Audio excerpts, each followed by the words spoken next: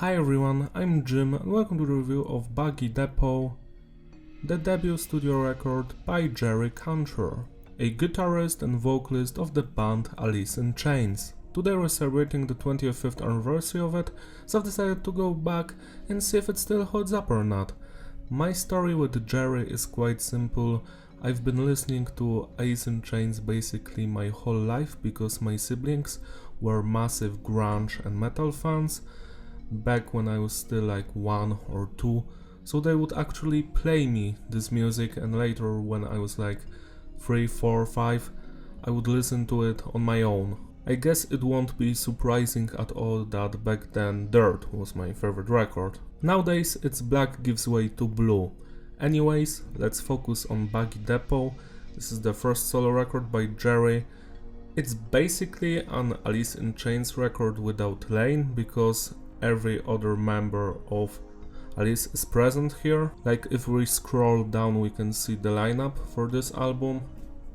As you can see here, Sean plays on the drums on every track, Mike plays on 3 songs, that's the bassist of Alice in Chains.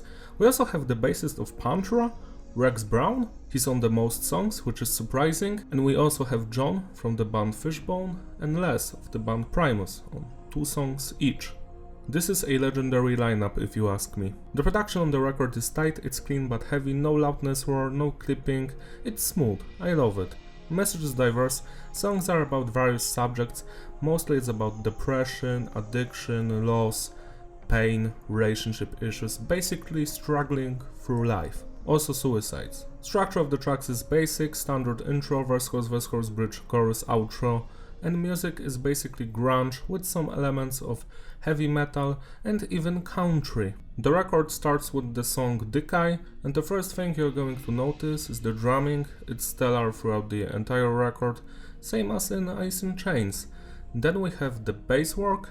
It varies from song to song, depends on who is playing, but mostly the bassist is audible and he follows the guitars, but John from Fishbone doesn't give a fuck. He doesn't follow the guitars, he's doing his own thing and I love it. Next up are the guitars. The moment you hear them, you will think, oh yeah, that's Alice in Chains. That's that classic Jerry vibe. I love the guitar work on this entire record, this song included. Then we have some other instruments on the tracks like horns, pianos, shit like that. They truly make the music more memorable and they stand out, so I like these additions. And also the final part, the vocals. Jerry is killing it. I always loved his voice more than Lane's.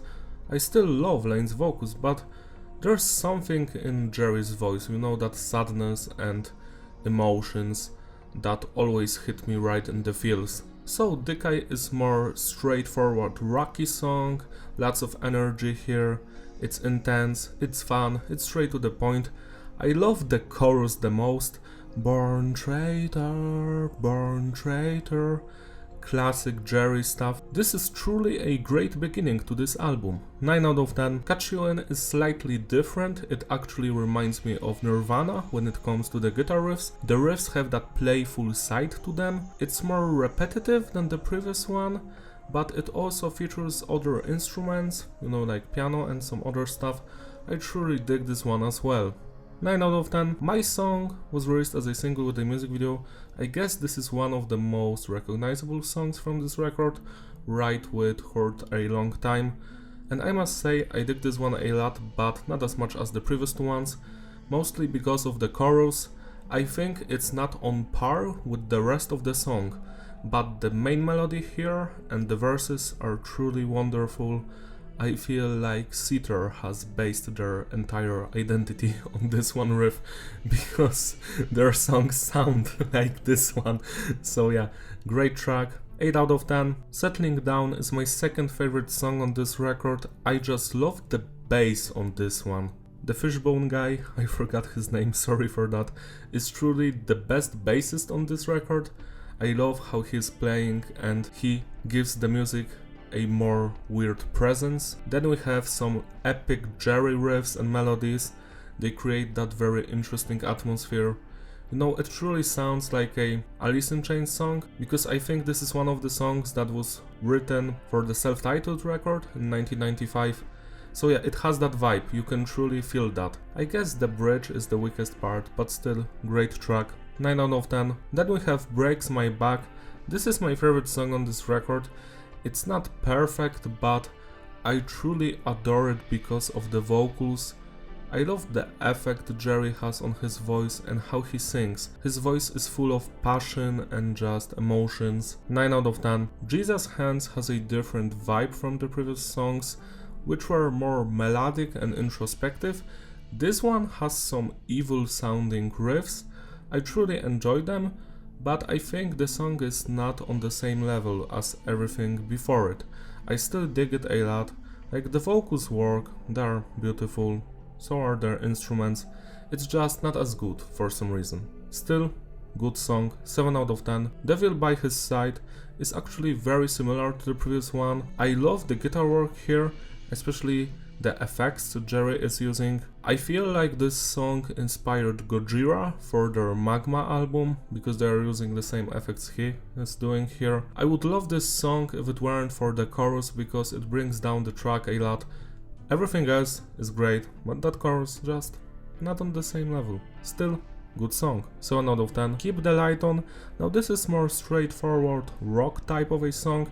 It's about some woman who is cheating on her boyfriend or some shit. I hate stuff like that, it annoys me. It's sad that there isn't any dark atmosphere here. It's just a standard rock song. 6 out of 10. Satisfy, on the other hand, gives us back the Jerry energy. Everything that I love about his music is back here. The atmosphere, the vibe, the guitar work, everything just works and flows so well. I dig this one a lot. 8 out of 10. Hurt a Long Time is one of the most known songs from this record. For some reason I think it's the weakest one. It's just not as good as the previous tracks. Even Keep the Light On was better. This is more of an ballad sort of a thing. It was supposed to be on self-titled record, and I mean, it's not bad, but it's not great either. I like listening to it, but I wouldn't play it, you know, like on my own. When I'm listening to the record, I will not skip it, but just playing it without the album, I would be like, yeah, no. So yeah, 6 out of 10. Between is slightly better, because I enjoy the choruses a lot, but the verses leave a lot to be desired. They are very hollow, to be honest. Almost nothing is happening in them, but that chorus is beautiful. So yeah, decent track, 6 out of 10. And the final song, Cold Peace. Now this one is better than the previous two songs. I like the vibe here, and the chorus yet again slaps. A fitting end to this record. 7 out of 10. To sum it all up, the consistency is various and the flow is fitting. Replayability, yeah, it's a great record. I truly enjoy this one. It's not as good as Dirt or Black Gives Way to Blue, but I still think it's an album you should listen to.